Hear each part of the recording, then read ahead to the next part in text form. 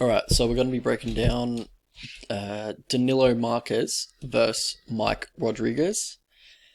So yeah, should be an interesting one. Both big guys, both have a lot of finishes, I guess. Mike coming in with a 5-inch reach advantage. Yeah, like he's got a crazy ape index, 6'4" with a 210 centimeter reach. Um, so yeah, like crazy. Arms are much longer than uh, his height. Maybe no, I think John Jones has, but like he's nearly on the same level as John Jones' ape index. Even so, Danilo will be bringing in 2-inch height advantage as well. Normally, will be having that height advantage, height advantage in this division.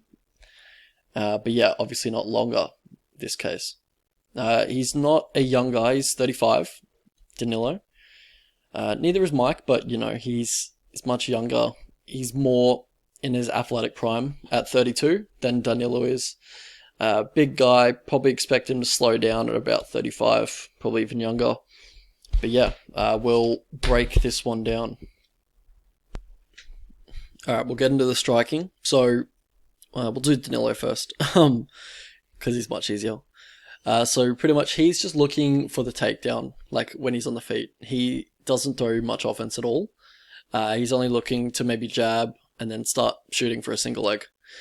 Mike, on the other hand, he's a southpaw. He'll, throw jabs, teeps, just like strikes that probably a person of his height and his reach and his length probably should throw. So, his style is pretty similar to John Jones, how he throws a lot of the teeps, a lot of the jabs, and he just kind of stalks you down and tries to keep you at a distance while also maintaining a little bit of pressure. And yeah, he will keep that hand outstretched just like John Jones to maintain distance. He's pretty light on the lead leg, so he can just flick out the teep and check leg kicks as is. He will finish a combo with a leg kick. He has pretty nice low leg kicks. His left hand doesn't return to his chin immediately after he pumps out the jab. He does get caught by a fair few right hands. Just when I was watching tape, got caught by a fair few right hands, so something to watch out for. Probably not in this matchup, since Danilo's not too much of a threat in the feet. But yeah, something for the future. So we'll stay with Mike. He's got a few holes in his grappling game. So yeah, he's like when he gets on top, he doesn't really know what to do. He just kind of sits there and just kind of doesn't throw much offense. Probably waits for the ref to stand it up, or he just breaks himself. When he does throw, he'll look to land some short elbows. Probably his best like strike in grappling exchanges would be his Travis Brown elbows in the clinch. So if he's got an opponent that's putting their head on the outside to finish a single leg, he'll just Travis Brown elbow them pretty much. Something Danilo probably needs to watch out for, because I have seen him stall on a fair few of his takedowns in the regional scene. So yeah, watch out for that. So pretty much when Mike gets taken down, he looks to immediately scoot to the fence to find a way back to his feet. He just uses the same get up pretty much every time. He'll look to get an overhook, use it as leverage to get himself back to the feet. He'll always get onto his left knee. So he's normally facing his left. He'll look to get on a left knee. That's the knee closest to the fence. And then just pretty much leverage that overhook and then get up from there. So yeah, he does give his back pretty much every time he does that. So it's something to watch out for, because obviously that's what Danilo's bread and butter is. And for Danilo, he doesn't set up his takedowns a lot, at all really, because he doesn't have much of a striking game. He will shoot a single, drive it to the cage, finish it as a double on the fence. I think that's what he did. That was his main offense against Cadiz Ibrahimov, or however you say his name. He'll get double unders on the fence clinch. He doesn't mind a fence clinch. and then look for that inside or outside leg trip. I think he landed that on Cadiz as well. But yeah, obviously Cadiz didn't have great get-ups. Mike doesn't have great get-ups, but like better than Cadiz's, and he hustles a bit more to get back to the feet than Cadiz did. So yeah, he will pull guard at times. He'll accept bottom position without much of a fight if he's having no success with takedowns, which isn't great because, you know, one ground and pound shot from these 205ers can put you out. So it's dangerous to do at these heavier weight classes. And for offensively, he will like just jump back whenever he has the opportunity. Even, you know, rushing it and landing on bottom, he's fine with that because it's now in the grappling arena, and that's where he prefers the fight to be. How these guys win, for Mike Rodriguez, he pretty much, you know, he can be low volume at times, but when he does let his hands go and starts throwing combinations, he does look really nice, and he looks like he could be, you know, something in this light heavyweight division. But sometimes, yeah, he is a bit too passive.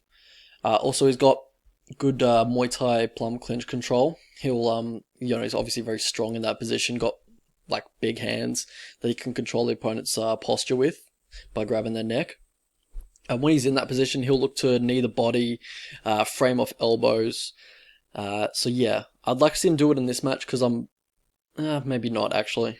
Yeah, don't actually worry about that because then you're just, you know, giving Danilo a chance to go for his trip takedowns or something like that. And for Danilo, I don't know, on tape, from what I was watching, I couldn't find many of his fights, but the fights that I was watching, he didn't look too good at all. And, yeah, I just don't think the stuff that he was winning in the regional scene with will work in the UFC. And I think he got a very favourable matchup with Cadiz Ibrahimov, and he was able to scrape a grinding win out of that fight. So how these guys lose? For Danilo, he has poor cardio. Saw that in the Ibrahimov fight. He'll jump back too easily, land in an inferior position, as we talked about before. He doesn't have a stand-up threat. Like, you know, there's no real reason for anyone to fear him in the stand-up. And yeah, his chin's a bit suspect. Saw him get dropped a few times on the regional scene and put out cold a few times as well, I think. But yeah, I just didn't like the way, because, you know, he wasn't getting hit very often on the regional scene. But when he did, he seemed to not take it very well. For Mike, so how he loses, he'll retreat into a straight line onto the fence. So, you know, say if Danilo could back him up here, he could definitely shoot for that double leg on the fence. Mike would just probably give it to him. He's uncomfortable when he's pressured. He has poor takedown defense, especially from the clinch. Like, he seems to have poor balance and not great control of his body and his limbs. And he also, yeah, will get tired from a high-paced grappling fight, but yeah, so will Danilo. So this has potential to be a tough third round to watch, but yeah, I'm not suspecting it goes that long. Past the victory for these guys. So we'll stay with Mike Rodriguez. So I'd like to see him fight for the underhooks if Danilo decides to clinch up. So if he does decide to clinch up, just get the underhooks and just kind of create space. You know, no real need to even implement your Muay Thai clinch game in this matchup, because it just gives Danilo a chance. Whereas if you just keep it at range, start kicking him with teeps, start jabbing him up, start throwing high kicks and stuff, it doesn't really give him that opportunity to clinch up and pull guard, or, you know, maybe even sneak a clinch takedown. So if Danilo does shoot from distance, doesn't set it up, and then you stuff it, yeah, like if you're comfortable with your sprawl and club technique, then definitely go for a few shots. He'll probably just roll over onto his back, but yeah, and at that point you just let him up. But see if you can get some nice elbows in if you manage to stuff his takedown early and he's just lying there. For Danilo, obviously, yeah, let's get it to the mat. Single, drive to the cage, double, take the back, because, you know, if you do get him down with that double leg, he will give his back to get to his feet. So once he raises that, or once he puts that left knee down, just, get a hook in between on his left leg, and then, try and take the back. That's probably your best shot here. Also a single leg in the middle of the cage, turn the corner, run the pipe, whatever. Like, he doesn't have great takedown defense anywhere, really, Mikey Rodriguez.